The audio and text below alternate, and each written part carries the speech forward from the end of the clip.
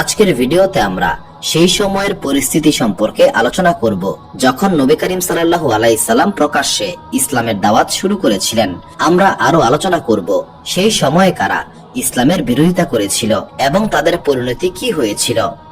হেরা গুহায় নবী করিম সাল্লাল্লাহু আলাইহি সাল্লামের উপর ওহী অবতীর্ণ হওয়ার পর মহান আল্লাহ তাআলার নির্দেশ মোতাবেক নবী করিম সাল্লাল্লাহু আলাইহি সাল্লাম প্রায় ৩ বছর যাবত তাওহীদের দাওয়াত প্রচার করেছিলেন। এরপর মহান আল্লাহ তাআলার পক্ষ থেকে আবারও নির্দেশ আসে মক্কার মুশরিকদের কাছে তাওহীদ এবং ইসলামের বার্তা প্রকাশ্যে পৌঁছাতে হবে।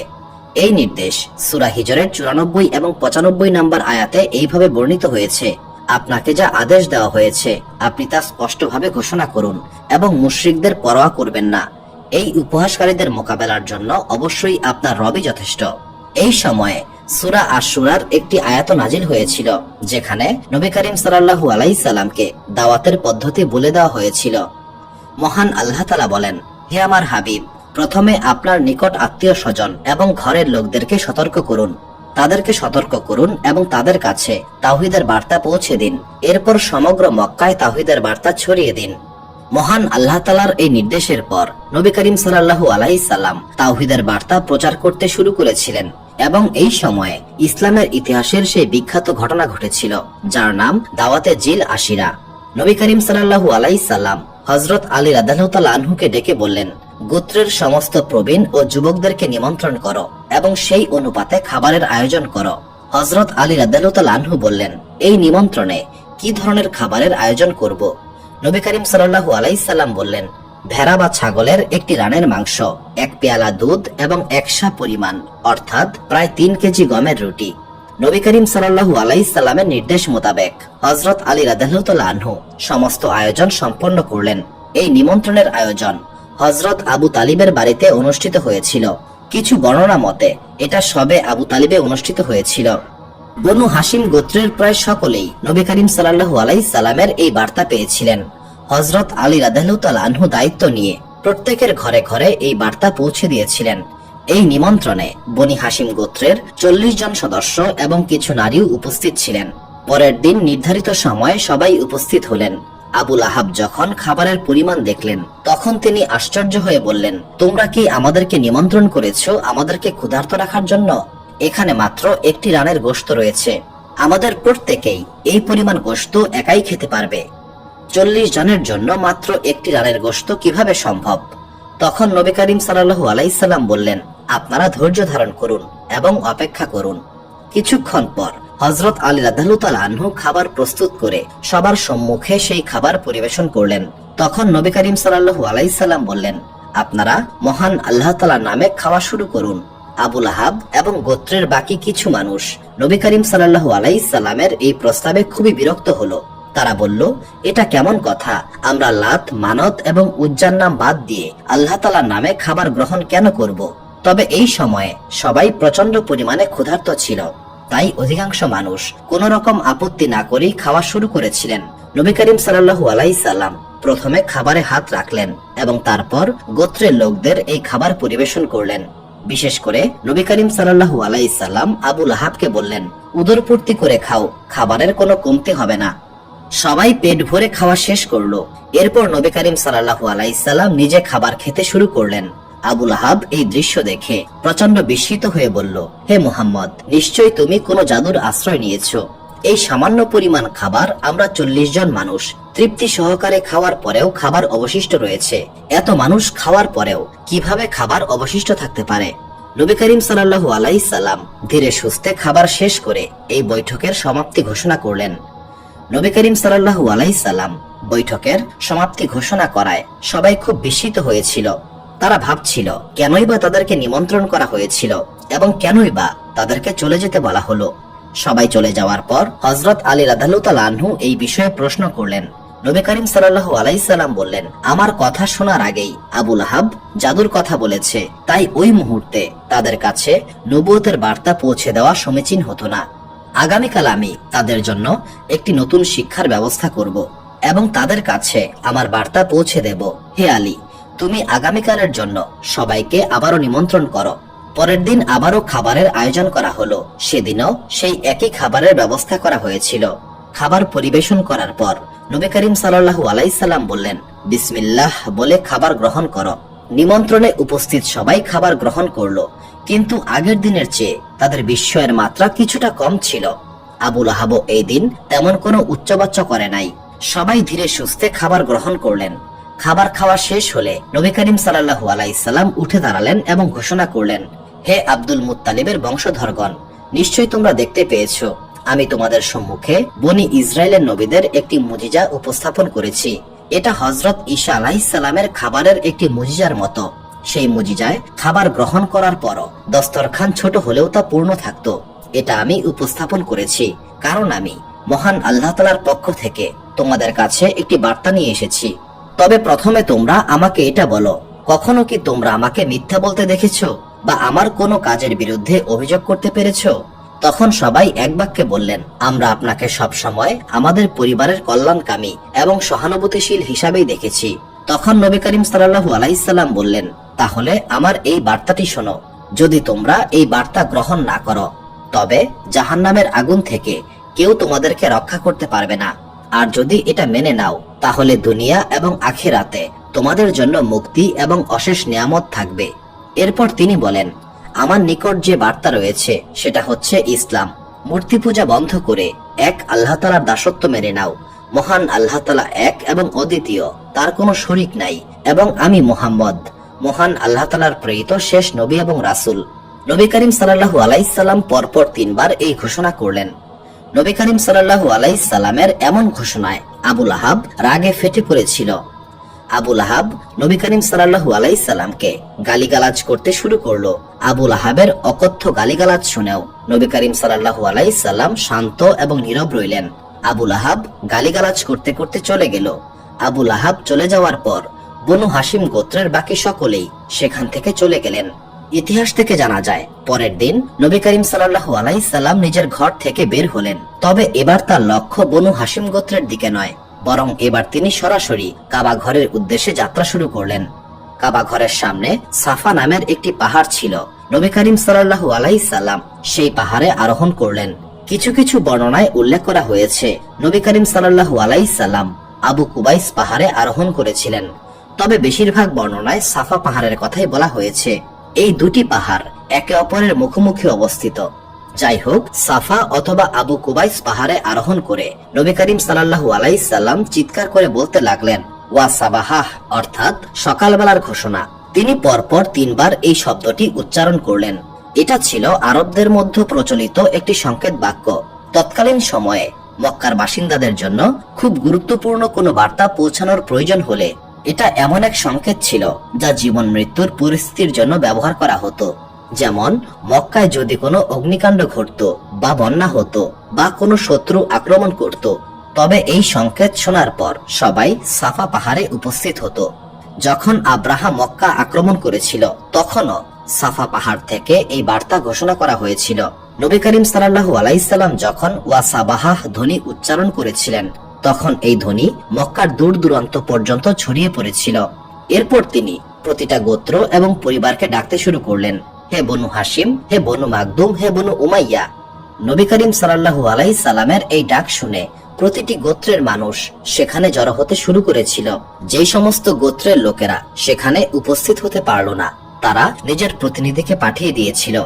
নবী করিম সাল্লাল্লাহু আলাইহি সাল্লামের এই আহ্বানে সমগ্র মক্কার মানুষেরা সেখানে জড়ো হতে শুরু করেছিল। প্রত্যেক গোত্রের অন্তত একজন সদস্য সেখানে উপস্থিত ছিল। নবী করিম সাল্লাল্লাহু আলাইহি সাল্লাম ওয়া সাবাহাহ ধ্বনি উচ্চারণ করার পর নিশ্চিন্তে সাফা পাহাড়ের উপর দাঁড়িয়েছিলেন।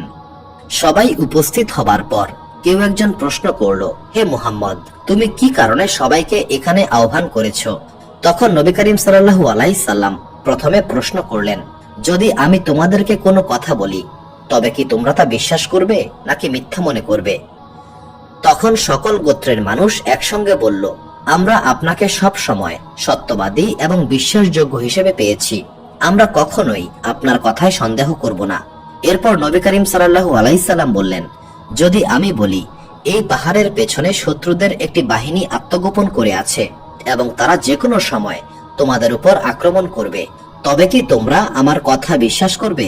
সবাই বলল, অবশ্যই আমরা আপনার কথা বিশ্বাস করব। তখন নবী করিম সাল্লাল্লাহু আলাইহি সাল্লাম বললেন, আমার এই কথা তোমরা কেন বিশ্বাস করবে? তখন সকল গোত্রের মানুষেরা বলল, কারণ আমরা কখনোই আপনাকে মিথ্যা বলতে শুনিনি। এইভাবে সাক্ষ্য নেওয়ার পর নবী করিম সাল্লাল্লাহু আলাইহি সাল্লাম বললেন, আমি তোমাদের কাছে মহান আল্লাহ তাআলার বার্তা নিয়ে এসেছি। বর্তমানে তোমরা যে পথে রয়েছো সেই পথের শেষ পরিণাম ধ্বংস।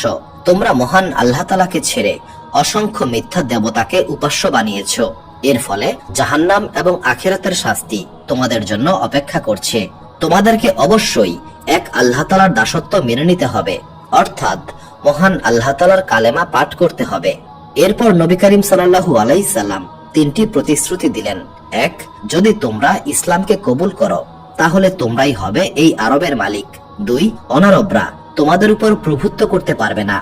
নবী করিম সাল্লাল্লাহু আলাইহি সাল্লাম এই কথাগুলো বলার প্রয়োজনীয়তা অনুভব করেছিলেন, কারণ তৎকালীন সময়ে আরব ছিল এমন একটি অঞ্চল যার অর্ধেক অংশ ছিল পারস্যবাসীদের দখলে এবং বাকি অর্ধেক ছিল শামবাসীদের দখলে।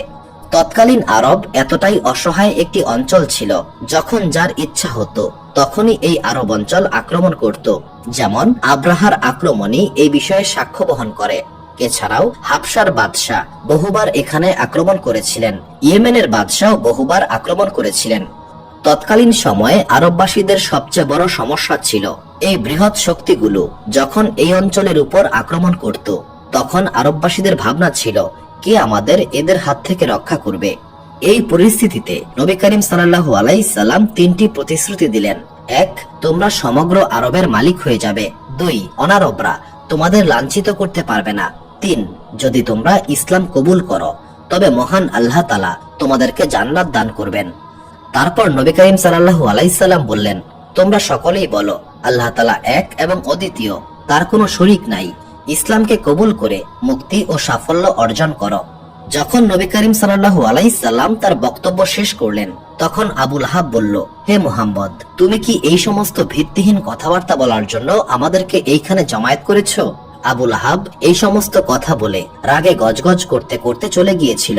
যখন নবী করিম সাল্লাল্লাহু আলাইহি সাল্লামের নিজের চাচা আবু লাহাব এমন বক্তব্য দিলেন, তখন আরবদের মধ্যে বিভ্রান্তি ছড়িয়ে পড়েছিল। নবী করিম সাল্লাল্লাহু আলাইহি সাল্লামের এই বক্তব্যের বিপরীতে তাদের কি বলা উচিত সেটা তারা বুঝতে পারছিল না, কিন্তু এই বক্তব্য তাদের মধ্যে আলোচনার বিষয়বস্তু হয়ে দাঁড়ালো। সারাটা দিন তারা এই প্রসঙ্গেই আলোচনা করছিল। তাদের মধ্যে কেউ কেউ ক্ষুব্ধ কণ্ঠে বলল, আব্দুল্লাহর এতিম পুত্র মুহাম্মদ আমাদের দেবতাদের অপমান করছে। মুহাম্মদকে এই অপরাধের জন্য শাস্তি দেওয়া প্রয়োজন। মক্কার লোকেরা যখন এই সমস্ত বিষয় নিয়ে আলাপচারিতায় মগ্ন, তখন অন্যদিকে হযরত জিবরাইল আলাইহিস সালাম নবী করিম সাল্লাল্লাহু আলাইহি সাল্লামের নিকট সূরা লাহাবের আয়াত নিয়ে উপস্থিত হয়েছিলেন। আবু লাহাব নবী করিম সাল্লাল্লাহু আলাইহি সাল্লামকে যে সমস্ত অকথ্য ভাষায় গালিগালাজ করেছিলেন, মহান আল্লাহ তাআলা এই সূরায় আবু লাহাবের ওই সমস্ত কথার জবাব দিয়েছেন। সূরা লাহাবে বলা হয়েছে, ধ্বংস হোক আবু লাহাবের দুই হাত এবং সে নিজেও ধ্বংসপ্রাপ্ত হোক। পবিত্র কোরআনের এই প্রতিশ্রুতি পরিপূর্ণ হয়েছিল। আবু লাহাব ধ্বংসপ্রাপ্ত হয়েছিল এবং তার হাত ধ্বংসপ্রাপ্ত হয়েছিল। অন্যদিকে মক্কার প্রতিটি ঘরে এই আলোচনা শুরু হয়ে গেল যে মুহাম্মদ এত সাহস কিভাবে অর্জন করলো। নবী করিম সাল্লাল্লাহু আলাইহি সাল্লাম মক্কার সমস্ত দেবতাদেরকে বাতিল ঘোষণা করার পরপরই তিনি একটি নতুন পদ্ধতির অনুসরণ করলেন। তিনি নিজে কাবা ঘরে নামাজ আদায় করতে শুরু করলেন। সাধারণ মুসলিমদের তখনও কাবায় নামাজ পড়ার অনুমতি দেওয়া হয়নি, কিন্তু নবী করিম সাল্লাল্লাহু আলাইহি সাল্লাম নিজে কাবার সামনে প্রকাশ্যে নামাজ আদায় করতে শুরু করেছিলেন। এইভাবেই গোপনে ইসলাম প্রচারের সেই অধ্যায়ের সমাপ্তি ঘটেছিল এবং নবী করিম সাল্লাল্লাহু আলাইহি সাল্লাম প্রকাশ্যে নামাজ আদায় করতে শুরু করেছিলেন। সূরা আলাকের ৬ষ্ঠ আয়াত থেকে শেষ পর্যন্ত এই ঘটনার পর সাফা পাহাড়েই অবতীর্ণ হয়েছিল। নবী করিম সাল্লাল্লাহু আলাইহি সাল্লাম যখন মসজিদুল হারামে নামাজ আদায় করছিলেন, তখন সমগ্র আরবের মানুষেরা বিস্ময় ও ক্রোধে ফেটে পড়েছিল। বিশেষ করে আবু জেহেলের ক্রোধ তীব্র আকার ধারণ করেছিল। আবু জেহেল এমন একজন ব্যক্তি ছিল যে সব সময় আরবদের থেকে নিজেকে আলাদা প্রমাণ করতে চাইত। আবু জেহেল যে পোশাক পরিধান করত, সেই দিন অন্য কোনো ব্যক্তির সেই ধরনের পোশাক পরিধান করার অনুমতি ছিল না। আবু জেহেল যখন কোনো বাহনে আরোহণ করত, তখন তার বাহনের সামনে অন্য কোনো ব্যক্তি বাহনে আরোহণ করতে পারত না। অবশ্য আবু জেহেল এই নিয়মগুলি চালু করেছিল তাদের জন্য যারা আবু জেহেলের চেয়ে দরিদ্র ছিল। আবু জেহেল নিজের মনের মধ্যে নিজের ব্যাপারে খুবই উচ্চতর ধারণা পোষণ করত। যখন সে নবী করিম সাল্লাল্লাহু আলাইহি সাল্লামকে কাবা ঘরে সিজদা করতে দেখল, তখন তার রাগ এবং ক্রোধ সকল সীমা ছাড়িয়ে গিয়েছিল। একদিন আবু জেহেল নবী করিম সাল্লাল্লাহু আলাইহি সাল্লামকে বলল, হে মুহাম্মদ, আমি যেন আর কোনোদিন তোমাকে কাবার সামনে দেখতে না পাই। যদি তুমি আবারও এইভাবে কাবার সামনে সিজদা করো, তবে লাত ও মানাতের কসম আমি সেখানেই তোমাকে শাস্তি প্রদান করব। নবী করিম সাল্লাল্লাহু আলাইহি সাল্লাম সাধারণত কঠোর ভাবে কথা বলতেন না, কিন্তু এই দিন তিনি কঠোর ভাষায় জবাব দিলেন, হে আবু জেহেল, তুমি যদি আমাদের নামাজে বাধা প্রদান করার চেষ্টা করো, তবে তোমার জন্য আমার রবই যথেষ্ট। পরের দিন যখন আবু জেহেল কাবা ঘরে পৌঁছালো, তখন সে দেখল নবী করিম সাল্লাল্লাহু আলাইহি সাল্লাম সেই একইভাবে কাবার সামনে দাঁড়িয়ে নামাজ আদায় করছেন। তখন সেখানে সেই সমস্ত লোকেরাও উপস্থিত ছিল যাদের সামনে আগের দিন আবু জেহেল নবী করিম সাল্লাল্লাহু আলাইহি সাল্লামকে হুমকি দিয়েছিল। নবী করিম সাল্লাল্লাহু আলাইহি সাল্লামকে কাবার সামনে নামাজ আদায় করতে দেখেই আবু জেহেল ক্রোধে জ্ঞানশূন্য হয়ে পড়েছিল। এরপর সে একটি বড় পাথর হাতে নিল এবং বলল, এই পাথর দিয়ে আমি মুহাম্মদের মাথায় আঘাত করব এবং আমার পা দিয়ে তার গলা ভেঙে ফেলব। অহংকার এবং ক্ষোভে উন্মত্ত হয়ে আবু জেহেল নবী করিম সাল্লাল্লাহু আলাইহি সাল্লামের দিকে যেতে শুরু করলো। আবু জেহেল ক্রমশ নবী করিম সাল্লাল্লাহু আলাইহি সাল্লামের দিকে এগিয়ে যাচ্ছিল। কিন্তু যখন সে নবী করিম সাল্লাল্লাহু আলাইহি সাল্লামের নিকটে পৌঁছালো, তখন কাবার উপস্থিত অন্য সবাই দেখতে পেল আবু জেহেল পাথর নিক্ষেপ করার জন্য হাত তুলেছে এবং সেই পাথর তার গলায় আটকে গেল এবং তার হাত স্থির হয়ে গিয়েছিল।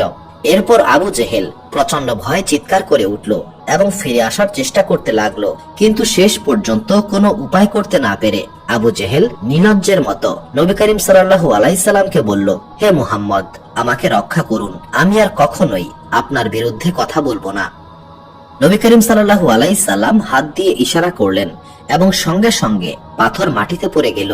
এরপর আবু জেহেল কাপুরুষের মতো সেখান থেকে দৌড়ে পালিয়ে গিয়েছিল। যখন সে ফেরত এলো, তার সঙ্গীরা তাকে জিজ্ঞাসা করলো, হে আবু জেহেল, আপনি তো মুহাম্মদকে হত্যা করার উদ্দেশ্যে গিয়েছিলেন, কিন্তু এরপর আপনার কি হয়েছিল? এই প্রশ্নের জবাবে আবু জেহেল বলল, লাত আর উজ্জার কসম, আমি যখন মুহাম্মদের নিকটে গেলাম, তখন আমি আমার এবং মুহাম্মদের মাঝে আগুনে পরিপূর্ণ একটি বিশাল পরীক্ষা দেখতে পেলাম। সেই আগুনের খুব কাছেই আমি এমন কিছু পাখি দেখতে পেয়েছিলাম যাদের ডানা অনেক বড় এবং তাদের ভয়ঙ্কর নখ ছিল। আমার মনে হচ্ছিল ওরা যেন আমাকে আক্রমণ করবে, এই কারণে আমি সেখান থেকে ফিরে এসেছি।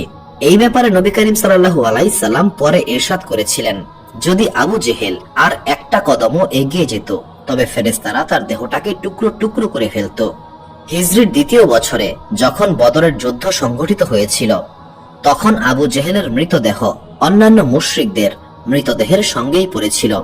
এরপর তার মস্তক ছিন্ন করার আগে কিছু মুসলিম এগিয়ে এসে তার কপালের চুল টেনে সেই গর্তে ফেলে দিয়েছিল যেখানে মুশরিকদের মৃতদেহ ফেলা হচ্ছিল। পরে নবী করিম সাল্লাল্লাহু আলাইহি সাল্লাম আবু জেহেলের মৃতদেহকে এনে তার মস্তক ছিন্ন করার নির্দেশ দিয়েছিলেন। এতে পবিত্র কোরআনের সেই ভবিষ্যৎবাণী সত্য প্রমাণিত হয়েছিল।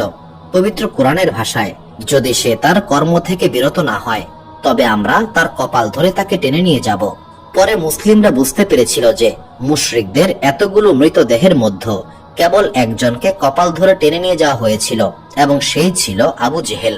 এই জন্যই পবিত্র কোরআনে ঘোষণা করা হয়েছিল, তারপর আমরা তাকে জাহান্নামে নিক্ষেপ করব।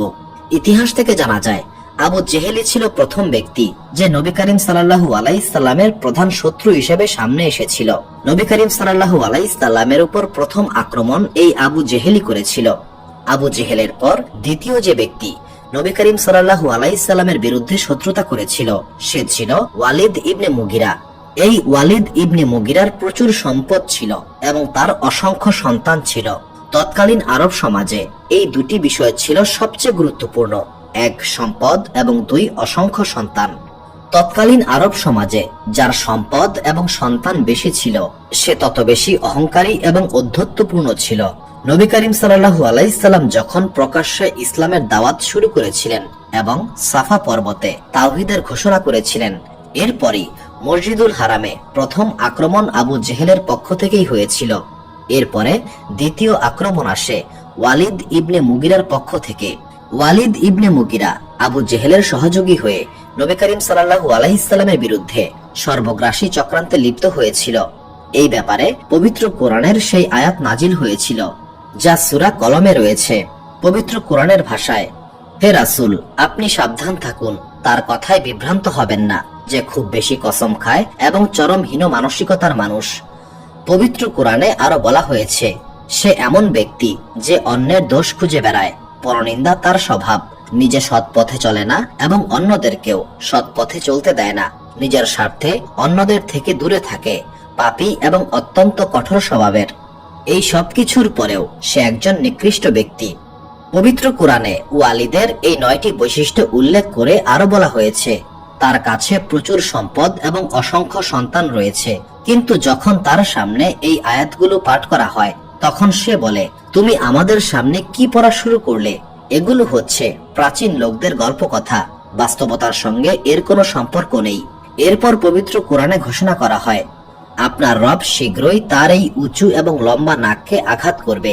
এই সেই নাক যার বিষয়ে সে বলতো, আমরা কিভাবে একজন এতিমের কথা মেনে নিয়ে আমাদের নাককে নিচু করব। ইতিহাসে উল্লেখ রয়েছে, ওয়ালিদ ইবনে মুগিরা বদরের যুদ্ধে অংশ নিয়েছিল। সে যুদ্ধক্ষেত্র থেকে পালিয়ে এসেছিল। পালানোর সময় একজন মুসলিম যোদ্ধার তরবারির আঘাতে ওয়ালিদ ইবনে মুগিরার নাক কেটে গিয়েছিল। সেই মুসলিম যোদ্ধা নিজেও জানত না সে কাকে আঘাত করেছে। এই সম্পর্কিত একটি দারুণ মজার তথ্য ইতিহাসে পাওয়া যায়। ওয়ালিদ ইবনে মুগিরার সমস্ত দোষ পবিত্র কোরআনে তুলে ধরা হয়েছিল। পবিত্র কোরআনে তার 9টি দোষের কথা উল্লেখ করা হয়েছিল। এর মধ্যে প্রথম 8টি ছিল এমন বিষয় যা মক্কার সমস্ত লোকেরাই জানত, কিন্তু নবম বিষয়টি পবিত্র কোরআনে প্রথমবার বলা হয়েছিল। পবিত্র কোরআনের ভাষায়, তার বংশ পরিচয় সঠিক নয় এবং সে বৈধ পন্থায় জন্মগ্রহণ করেনি। মক্কায় যখন এই কথা প্রচার হতে লাগলো তখন লোকেরা মজা করে এই আয়াতগুলো তেলাওয়াত করত, সেটা মুসলিম হোক কিংবা কাফের। ওয়ালিদ ইবনে মুগিরা যখন এই কথা শুনল তখন সে রাগে ফেটে পড়েছিল। সে একটি তলোয়ার নিয়ে তার বৃদ্ধা মায়ের নিকট উপস্থিত হলো। তলোয়ার তার মায়ের গলায় রেখে বলল, আমাকে সত্যি করে বলো, আমাকে আমার পিতার ব্যাপারে সত্য কথা বলো, আমাকে জানাও আমার পিতা কে ছিলেন। মুগিরার বৃদ্ধা মা তলোয়ারের ভয়ে সত্য কথা বলে দিলেন। তখন ওয়ালিদ ইবনে মুগিরা বুঝতে পারল যে কোরআনের বক্তব্য সম্পূর্ণই সত্য। পবিত্র কোরআনের এই অলৌকিকতা সেই সময়কার আরব সমাজে বিস্ময়ের সৃষ্টি করেছিল। লোকেরা অবাক হয়ে গিয়েছিল। পবিত্র কোরআনের এই আয়াতের সত্যতা দেখে অনেক মানুষ ইসলামকে কবুল করতে শুরু করেছিল। নবী করিম সাল্লাল্লাহু আলাইহিস সাল্লামের প্রথম সংঘাত হয়েছিল আবু জেহেলের সঙ্গে, দ্বিতীয় সংঘাত হয়েছিল ওয়ালিদের সঙ্গে।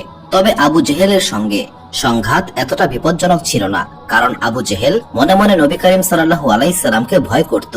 আমরা আমাদের পূর্বের একটি ভিডিওতে এক এতিম শিশুর ঘটনা বর্ণনা করেছিলাম। আবু জেহেল যার দায়িত্ব গ্রহণ করেছিল এবং এই শিশুটির সম্পদ দখল করার পর তাকে ঘর থেকে বের করে দিয়েছিল। ওই এতিম শিশুটির তখন পোশাক বা খাবার কিছুই ছিল না। মক্কার পরিবেশ সম্পর্কে এই শিশুটি কিছুই জানতো না এবং এটাও জানতো না যে ন্যায় বিচারের জন্য সে কার নিকটে যাবে। মক্কার কিছু মানুষ এই বিষয়টিকে নিয়ে একটি ষড়যন্ত্রে লিপ্ত হলো। এই বিষয়টাকে কেন্দ্র করে মুহাম্মদ সাল্লাল্লাহু আলাইহিস সাল্লাম এবং আবু জেহেলের মধ্যে একটা যুদ্ধ বাঁধানোর পরিকল্পনা করা হলো। তারা সেই এতিম শিশুটিকে বলল, তুমি বনু হাশিম গোত্রের মুহাম্মদের কাছে যাও, একমাত্র তিনিই তোমার অধিকার আদায় করে দিতে সক্ষম হবেন। তখন সেই শিশু নবী করিম সাল্লাল্লাহু আলাইহিস সাল্লামের বাড়িতে গেল এবং বলল, আমার অধিকার আবু জেহেলের নিকট থেকে আদায় করে দিন। নবী করিম সাল্লাল্লাহু আলাইহিস সাল্লাম শিশুটিকে নিয়ে আবু জেহেলের বাড়িতে গেলেন। আবু জেহেল নবী করিম সাল্লাল্লাহু আলাইহিস সাল্লামকে দেখে খুবই অবাক হলো।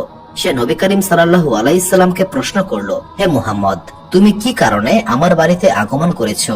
তখন নবী করিম সাল্লাল্লাহু আলাইহিস সাল্লাম বললেন, এই এতিমের সম্পূর্ণ সম্পদ ফিরিয়ে দাও। নবী করিম সাল্লাল্লাহু আলাইহিস সাল্লামের এই হুকুমে আবু জেহেলের হৃদয়ে প্রচন্ড ভয়ের সৃষ্টি হলো। সে একটি শব্দও উচ্চারণ করতে পারল না। সে তৎক্ষণাৎ ঘরে গিয়ে এতিমের সম্পূর্ণ মাল সম্পদ এনে তার হাতে তুলে দিল। নবী করিম সাল্লাল্লাহু আলাইহিস সাল্লাম চলে যাওয়ার পর ষড়যন্ত্রকারী লোকেরা দৌড়ে আবু জেহেলের নিকটে গেল এবং তাকে বলল, হে আবু জেহেল, তোমার কি হয়েছিল? তুমি মুহাম্মদের এক কথায় সমস্ত কিছু কেন দিয়ে দিলে? তখন আবু জেহেল উত্তর দিল, যখন মুহাম্মদ আমাকে বললেন, এই এতিমের অধিকার দাও। আমি তখন অনুভব করলাম কেউ যেন আমার ডান এবং বাম দুই পাশ থেকে চেপে ধরেছে। যদি আমি সবকিছু না দিয়ে দিতাম তবে হয়তো আমি সেখানেই মারা যেতাম। ঠিক এই ধরনের আরেকটি ঘটনা ঘটেছিল। নবী করিম সাল্লাল্লাহু আলাইহি সাল্লাম মসজিদুল হারামে বসেছিলেন। তখন ইয়েমেন থেকে এক ব্যক্তি এসে বলল, আমি লুট হয়ে গেছি।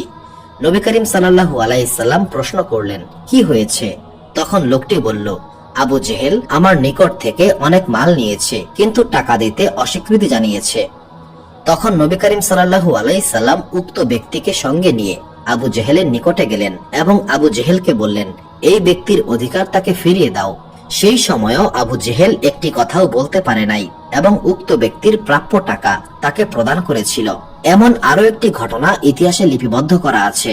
আরবের বনু জুবাইদ গোত্রের একজন ব্যক্তি কাবার সামনে চিৎকার করে বলছিল, হে মক্কাবাসী, এখানে কেউ কিভাবে বাণিজ্য করতে আসবে যখন তোমরা ব্যবসায়ীদের সম্পদ লুট করে নিচ্ছ?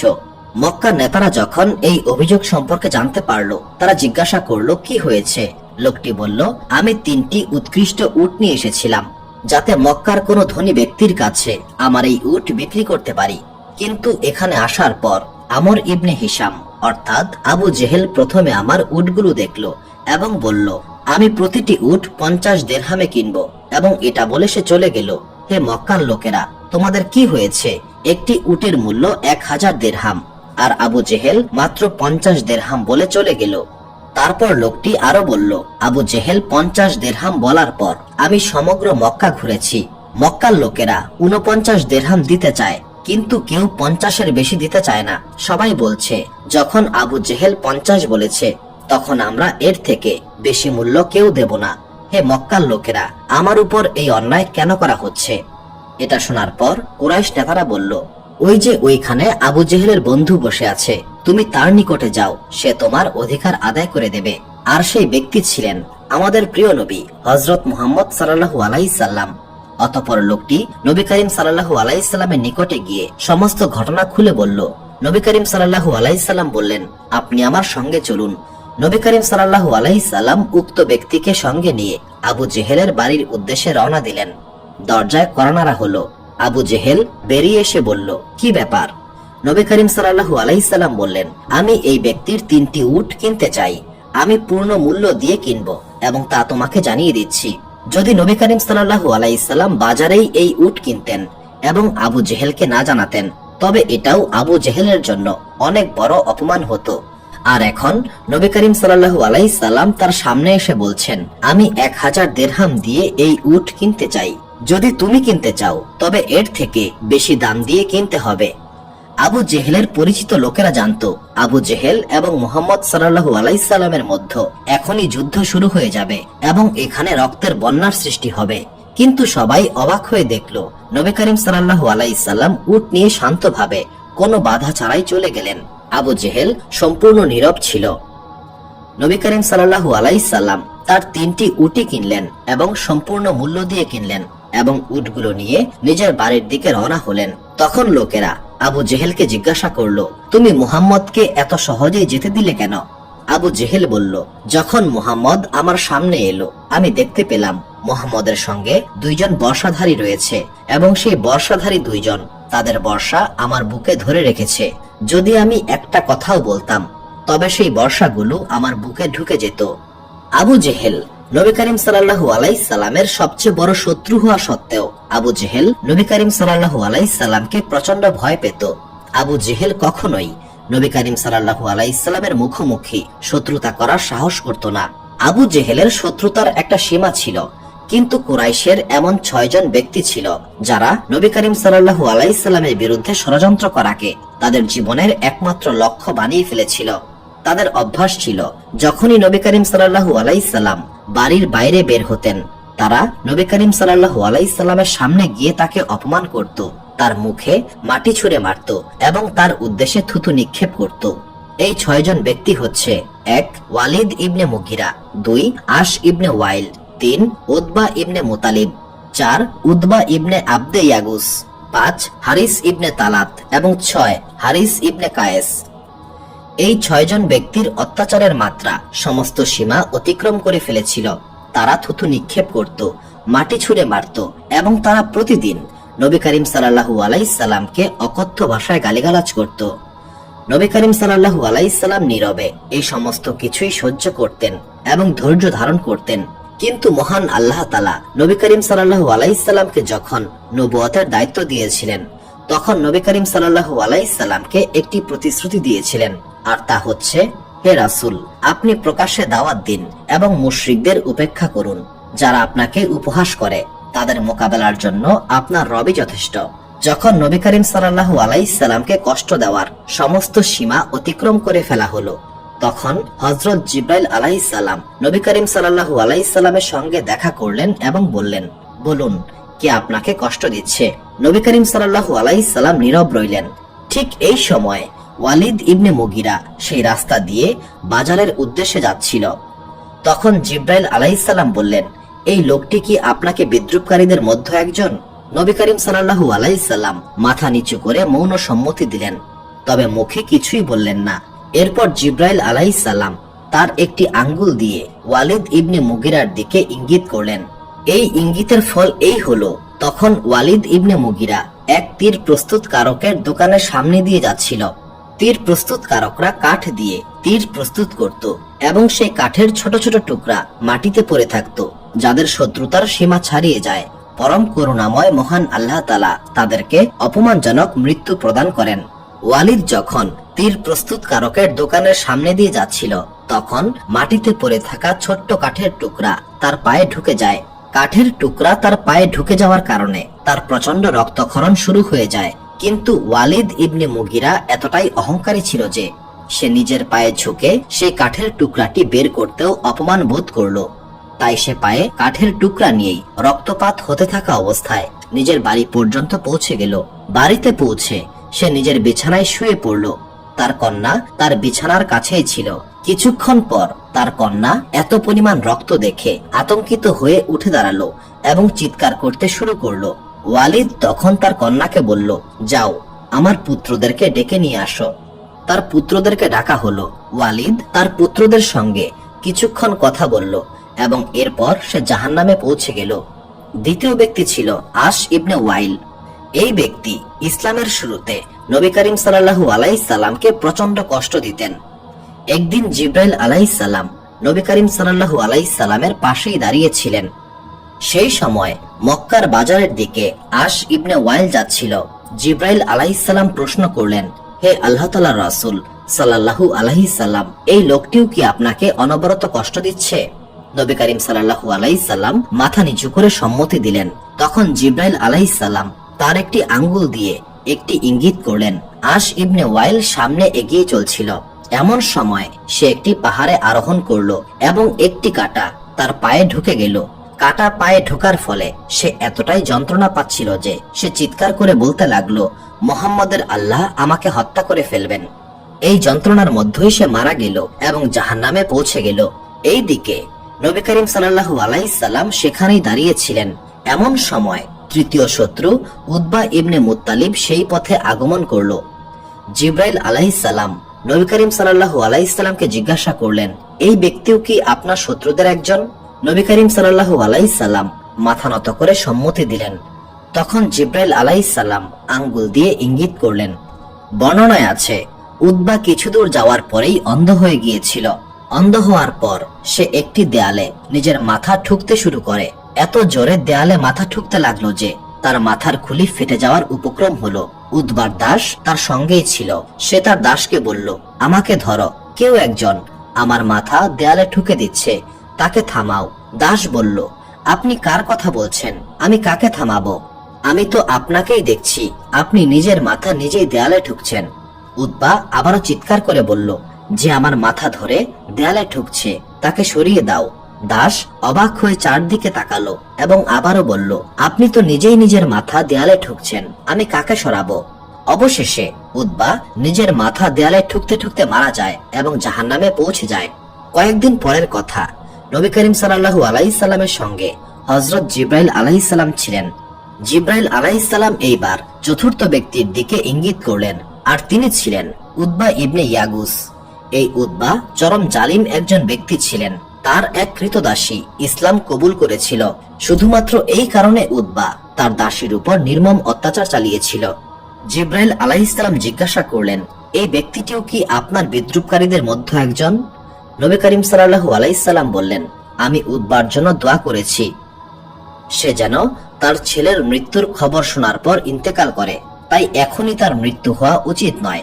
বর্ণনায় আছে, তখন হযরত জিব্রাইল আলাইহিস সালাম গাছের একটি পাতা ছিঁড়লেন এবং সেই পাতা উতবার চোখে লাগিয়ে দিলেন। এতে সে অন্ধ হয়ে গিয়েছিল, তবে মারা যায়নি। অন্য বিদ্রুপকারীরা সবাই মারা গিয়েছিল, কিন্তু উতবা অন্ধ এবং অক্ষম হয়ে গেল। পরে বদরের যুদ্ধে তার ছেলে মারা যায়। যখন মক্কায় তার ছেলের মৃত্যুর খবর আসে, তখন উতবা এই শোকে আত্মহত্যা করেছিল। এরপর পঞ্চম ব্যক্তি ছিল হারিস ইবনে তালাত। জিব্রাইল আলাইহিস সালাম তার দিকেও ইঙ্গিত করে বললেন, এই লোকটিও কি আপনার বিদ্রুপকারীদের মধ্যে একজন? নবী করিম সাল্লাল্লাহু আলাইহিস সাল্লাম ইঙ্গিত করে সম্মতি দিলেন। তখন জিব্রাইল আলাইহিস সালাম তার দিকে ফিরে ইঙ্গিত করলেন। এর ফল হলো, যখন হারিস কিছু দূর এগিয়ে গেল, তার মুখ কালো হয়ে গেল এবং তার চেহারা পুরোপুরি বিকৃত হয়ে গেল। যখন সে তার বাড়িতে প্রবেশ করলো এবং নিজের বিছানায় বসলো, তখন তার বাড়ির লোকজন ভয়ে আতঙ্কিত হয়ে পড়ল এবং তারা বলল, কে এই ব্যক্তি? আমাদের বাড়িতে নিশ্চয়ই কোনো খারাপ উদ্দেশ্য নিয়ে আগমন করেছে। তারপর তার পরিবারের লোকেরা সবাই তার উপর ঝাঁপিয়ে পড়ল এবং তাকে মারধর করতে শুরু করলো। তার চেহারা বদল হলেও তার চরিত্র বদল হয় নাই। মার খাওয়ার পর সে আরো রেগে গেল এবং বলল, তোমাদের সাহস কিভাবে হলো আমাকে আঘাত করার? এরপর সে তাদেরকে গালিগালাজ করতে শুরু করলো। এতে তার পরিবারের লোকেরা আরো ক্ষিপ্ত হয়ে তাকে আরো বেশি পরিমাণে মারধর করতে শুরু করলো।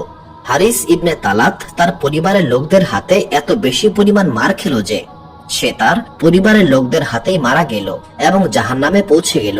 6 নম্বর ব্যক্তি ছিল হারিস ইবনে কায়েস। হযরত জিব্রাইল আলাইহিস সালাম তার দিকে ইঙ্গিত করলেন এবং জিজ্ঞাসা করলেন, এই ব্যক্তিও কি তাদের মধ্যে একজন? নবী করিম সাল্লাল্লাহু আলাইহি সাল্লাম মাথা নেড়ে সম্মতি জ্ঞাপন করলেন। হারিস এই সময় বাজারের উদ্দেশ্যে যাত্রা করেছিল। বাজারে গিয়ে সে একটি মাছ কিনেছিল খাওয়ার জন্য। সেই মাছ বিষাক্ত হয়ে উঠল। মাছ খাওয়ার পর তার পেট ফুলে গিয়েছিল এবং এতটাই ফুলে গিয়েছিল যে তার পেট ফেটে গিয়েছিল। এইভাবে সবার সামনে অপমানজনক ভাবে সে মারা গেল, যেমন কোন কুকুরের পেট পচে ফেটে যায়। পরম করুণাময় মহান আল্লাহ তাআলা এই নাফরমানদেরকে অপমানজনক মৃত্যু দান করেছেন। কতটা লজ্জার বিষয় যে গতকালই যাদের চোখের ইশারায় লোকেরা ভয় পেত, আজ তাদের চরম অপমানজনক মৃত্যু হলো। সুবহানাল্লাহ। সুপ্রিয় দর্শক মণ্ডলী, প্রতিদিন নতুন নতুন ভিডিও পেতে আমাদের চ্যানেলটি অবশ্যই সাবস্ক্রাইব করুন এবং পাশে থাকা বেল আইকনটি প্রেস করতে অবশ্যই ভুলবেন না, এবং সেই সাথে আপনার যে কোনো মতামত আমাদের জানাতে আমাদের ভিডিওতে অবশ্যই কমেন্ট করুন। আশা করি আপনারা সবাই ভালো থাকবেন এবং সুস্থ থাকবেন। আসসালামু আলাইকুম।